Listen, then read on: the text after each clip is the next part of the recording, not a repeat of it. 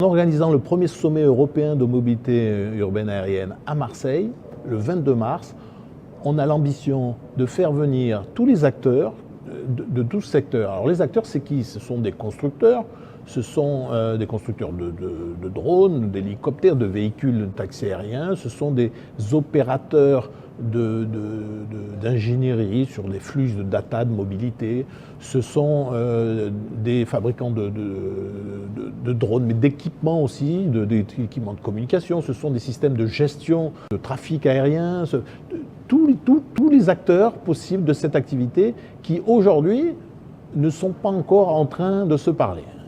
Et alors l'objectif donc c'est de les réunir et de les faire travailler, de les faire plancher sur des dossiers, Exactement. Donc au cours de cette journée, on aura un traditionnel, je dirais, concours de start-up parce que c'est une activité aussi où il y a des nouveaux arrivants qu'il faut stimuler, donc en faisant venir des VCs pour accompagner.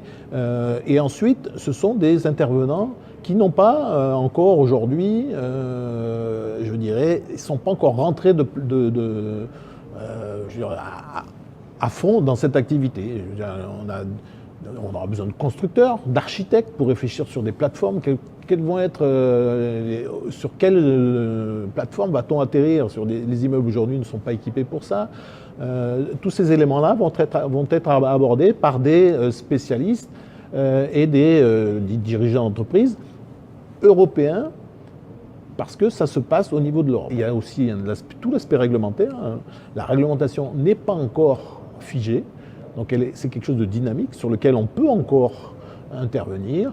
Et justement, c'est un des aspects d'Airspace Drone qui parvient avec son savoir-faire à pouvoir apporter des éléments importants. En fait, si je vous comprends bien, il faut harmoniser cette réglementation parce que les contraintes d'un drone ne sont pas les mêmes qu'un hélicoptère ou qu'un avion.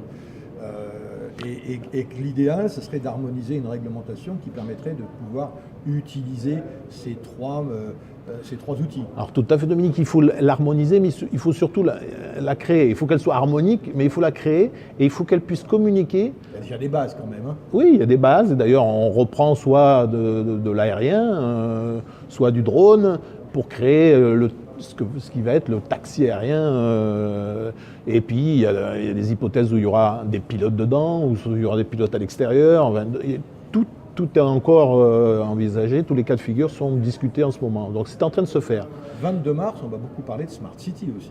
Alors, tout à fait, parce que le monde urbain, en 2050, c'est 70% de la population qui y vit. Donc c'est le problème numéro un. Hein, et la seule solution, elle est par la troisième dimension. C'est la solution nouvelle. Par contre, il faudra qu'elle communique avec les autres. Donc c'est pour ça quand on dit mobilité, on met un S parce que tout doit communiquer.